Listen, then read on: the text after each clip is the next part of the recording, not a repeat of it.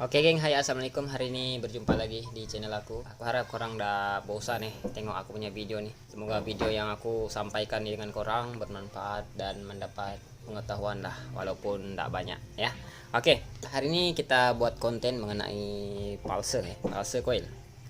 Sebelumnya aku pernah buat mengenai pulse, tapi mungkin cara menyampaikan tuh agak rumit sedikit untuk orang paham.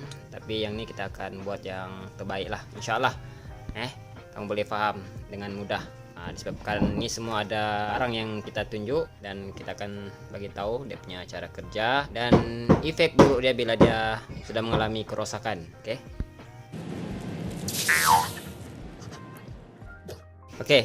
Untuk orang di luar sana yang masih belum paham mengenai pulse coil dan fungsi dia, apa sebenarnya dia punya fungsi nih. Untuk pulse coil ini dia bukan semua ada ya di setiap motor. Ada setengah motor dia tidak menggunakan pulse, dan sekarang ini kita akan bagi tahu motor yang menggunakan pulse dan apa fungsi pulse coil ini. Sebelum itu untuk pengetahuan korang, pulse coil ini dia ada dua wire dan satu jenis ada satu wire. Kalau untuk Honda dia kebanyakannya lah ya, cuma ada satu wire untuk keluar untuk positif, dan dimana untuk dia punya negatif dia terus connect dengan dengan besi ataupun bracket nih pulse. Tapi kalau untuk motor jenis Yamaha kebanyakannya dia ialah dua wire sebab untuk Yamaha nih dia agak berbeza sedikit lah dia punya sistem. Kebanyakannya sistem Yamaha nih menggunakan sistem pengapian DC. Untuk orang di luar sana yang belum paham mengenai sistem pengapian DC dan AC, kamu boleh nampaklah video aku yang lain. Aku udah terangkan apa perbezaan pengapian DC dan pengapian AC. Di sini kita ada pulse coil yang menggunakan dua wire untuk dua wire lah. Tapi cara kerja dia sebenarnya semua sama. Tak kira lah dia satu wire ataupun dua wire, semua sama. Perbezaan dia cuma dua wire dan satu wire. Dua wire nih negatif dan positif keluar. Keluar dan masuk ke dalam CDI. Dan dimana kalau untuk satu wire tuh dia memang sudah melekat ke ground sinilah, negatif bracket pulse nih, dan positif dia nih masuk ke CDI juga. Dua wire nih dia akan masuk ke CDI, dia tidak akan masuk kemana-mana. Boleh paham ya? Dan untuk perbezaan pulse coil yang menggunakan satu wire dan dua wire, yang lebih tahan ialah untuk dua wire nih. Untuk dua wire, sebab untuk dua wire nih negatif dan positif dia tiada gangguan. Dia tiada gangguan untuk negatif lain-lain lah. Sebagai contoh macam nih, kalau untuk dua wire nih, ini negatif, satu positif, dua wire nih dia terus direct masuk ke sini.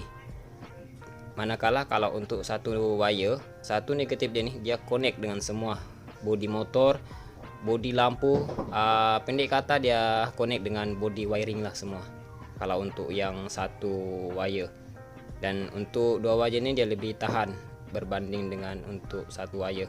Maksudnya dia lebih lama lah mengalami kerusakan kalau untuk jenis dua wire nih. Tapi kalau untuk satu wire dia lebih cepat rusak lah. Tapi bukan maksud dia cepat rusak sampai 2-3 bulan macam tuh, bukan. Dia maksudnya kalau dibandingkan dua wire dengan satu wire lebih tahan untuk dua wire nih. Itu untuk perbedaan dua wire dan satu wire untuk pulse nya. Apa fungsi dia bang? Fungsi untuk pulse coil ini ialah untuk mengatur pengapian. Bila waktunya spark tuh mengeluarkan percikan api, yang nih yang kontrol. Ini sebagai contoh dia punya kerja nih, ibaratkan macam memberi perintah kepada CDI ini untuk mengeluarkan percikan api ke coil plug, dan coil plug ini akan mengeluarkan percikan api yang besar. Sebagai contoh 12.000 volt. 12.000 watt. Jadi di sini fungsi untuk pulse coil ini ialah untuk mengatur pengapian lah, macam yang kita bagi tahu tadi. Dan bila nih keadaan pulse coil mengalami kerusakan, itu yang akan menyebabkan motor boleh jadi semput, dan bila keadaan panas motor tuh boleh mati secara tiba-tiba, dan boleh hidup ketika motor tuh dalam keadaan sejuk. Itu ciri-ciri dia sudah lemah lah. Kalau ada yang belum tahu dia punya berapa dia punya volt nih, volt keluar ataupun output untuk masuk ke CDI ini, untuk pulse nih, ini dari segi pengalaman aku, dia punya keluaran volt dia cuma 0,5 sampai 1 volt. Dia punya volt memang cukup kecil lah. Oke, cukup kecil. Sebab itu bila kita cek untuk pulse coil ini menggunakan LED, dia boleh menghidupkan LED itulah, sebab watt dia kecil dan LED itu pun watt dia kecil. Jadi kalau misal kata kamu dapat pulse coil ini yang lemah, dia punya watt keluar 0.2 ataupun 0.1, bermakna pulse ini sudah lemah. Oke. Bila dia lemah, kamu boleh paham lah apa yang aku bagi tahu tadi. Ciri-ciri dia lemah macam mana, dia boleh menimbulkan semput yang teruk lah, dan ada gangguan pengapian. Oke, macam nih ya, sebagai contoh ini magnet, dia punya cara kerja macam nih. Yang ini dia ada daya lekat ataupun daya magnet yang kecil nih. Bila kamu lekat dia akan melekat, dia ada daya magnet, dan dalam pulse coil ini dia ada gumparan tembaga yang halus lah. Tembaga yang halus untuk menghasilkan current yang kecil. Dia punya kerja lebih kurang macam inilah. Di sini ada koil, gumparan koil tembaga yang banyak. Kalau yang ini dia mengeluarkan current yang besar lah, sebab dia punya gumparan tembaga kan besar. Kalau ini dia ada gumparan tembaga yang kecil, jadi menghasilkan current yang kecil sesuai dengan keperluan CDI inilah, kemauan CDI. Dia tidak boleh besar dan tidak boleh terlalu kurang. Oke, pulse coil ini dia akan menerima signal dari ini, tonjolan magnet. Oke. Tonjolan magnet nih, tonjolan magnet. Setiap motor yang menggunakan pulse coil pasti ada nih. Oke, pasti ada nih. Jadi cara kerja dia macam nih. Bila dia limpas dengan tonjolan nih, dia akan menerima current kecil, dan current yang kecil tuh dia akan masuk ke CDI ini. Dan CDI ini akan menerima current yang kecil dari ini. Dalam CDI ini dia ada kapasitor bank. Kapasitor bank maksudnya dia tempat untuk menyimpan current yang besar. Dan satu ada SCR. SCR tuh dia berfungsi untuk menerima signal dari inilah. Jadi dalam ini dia ada dua benda lah, itu yang amat penting lah. Satu kapasitor bank dan satu SCR. SCR tuh dia ada benda kecil, sebagai cara kerja dia tuh sebagai pintu lah. Pintu untuk membuka. Bila SCR itu membuka, secara otomatis current yang tersimpan di kapasitor bank itu akan mengeluarkan untuk menuju ke coil ini, dan coil ini akan mengeluarkan current yang besar. Bila kita sentuh akan terasa mengejut juga lah. Tapi kalau current dari CDI ini dia kecil, masih current biasa, walaupun kita pegang tidak akan menimbulkan kejutan. Jadi kalau SCR ini rosak dalam CDI ini, walaupun ini masih bagus, pasti akan menimbulkan efek yang buruk lah. Boleh jadi motor tidak akan boleh hidup, disebabkan dia tidak dapat menerima signal dari ini. Maksudnya dia boleh masuk, cuma yang ini tidak berfungsi. Jadi SCR dan kapasitor bank dalam ini amat penting lah dalam CDI ini. Jadi antara satu bila dia rosak, secara otomatis CDI ini rosak lah, motor tidak akan boleh hidup. Oke, boleh paham ya untuk cara kerja pulse coil ini. Oke, bila masa dia sampai dengan yang ini, secara otomatis di sini akan mengeluarkan percikan api. Masa dia itu memang cukup cepat lah. Dia bagi signal di sini, pas tuh ini terus direct bagi ini, yang ini terus direct bagi plug, bagi signal untuk mengeluarkan percikan api. Jadi kalau yang ini lari, contoh kadang-kadang ada boleh jadi motor tuh kan di sini dia ada nih dia ada lock. Jadi kalau lock ini lari, contoh sebagai contoh, dia punya key magnet tuh hilang ataupun lepas, kadang yang ini lubang boleh lari dengan tuh lubang keransap. Oke, bila ini lari, pengapian nih tidak akan boleh tepat. Oke, tidak akan boleh tepat. Boleh paham?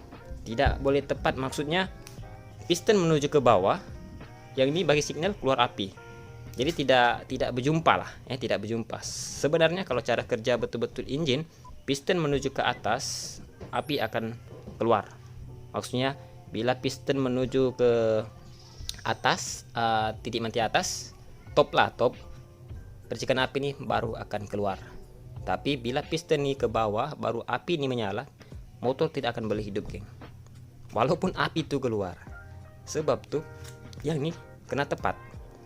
Tonjolan magnet ini dengan yang ini kena tepat. Oke, pendek kata yang ini kena tepat lah dengan marking semua. Kalau ini lari, contoh macam aku cakap tadi, bila ini lari, lubang keransap tuh tidak tepat dengan lubang magnet nih, confirm motor tidak akan boleh hidup. Walaupun dia hidup mungkin akan semput, teruk semput lah. Sebab dia punya pengapian ini tidak tepat. Sistem pengapian ini tidak tepat. Sebab tuh kadang-kadang di ruangan komen banyak juga lah aku nampak api semua ada nih apa, tapi motor tidak boleh hidup. Nah, salah satu kamu boleh cek dari segi timing, yang ini sama ada tepat. Kamu nampak dari luar magnet tuh dengan crankshaft tepat dia punya lubang ataupun key magnet tuh ada atau tidak. Kalau misalnya kata key itu hilang, ini boleh jadi pusing tergerak. Oke, dia tergerak. Bila dia tergerak, timing tidak akan boleh tepat. Sebab ini dia ada memang dari kilang memang dia ada ukur semua sistem api dia. Bila piston itu di atas, false nih akan menimbulkan signal kepada sidai dan akan mengeluarkan percikan api. Macam itulah kerja pulse coil nih. Jadi kurang kena paham betul-betul lah. Dan untuk current ini dia akan mengeluarkan current 0,5 hingga 1 volt.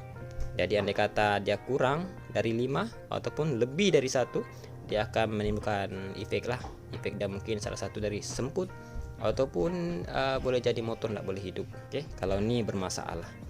Kalau untuk pulse coil ini sebenarnya jarang lah ada jual. Dia kadang-kadang jual sekali itu coil magnet. Oke, sebenarnya cukup simpel lah untuk kita mengetahui fungsi-fungsi setiap part motor nih.